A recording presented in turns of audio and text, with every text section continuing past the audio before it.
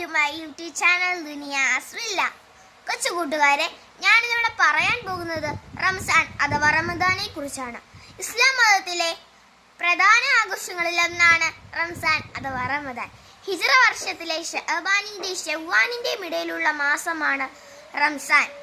റമദാൻ മാസത്തിലാണ് ഖുർആനിലെ ആദ്യ സൂക്തങ്ങൾ അള്ളാഹു അവതരിപ്പിച്ചതെന്നാണ് വിശ്വാസം.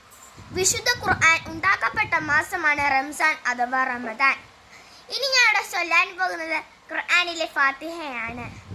അഊദു ബില്ലാഹി മിനശ് ശൈത്വാനിർ റജീം.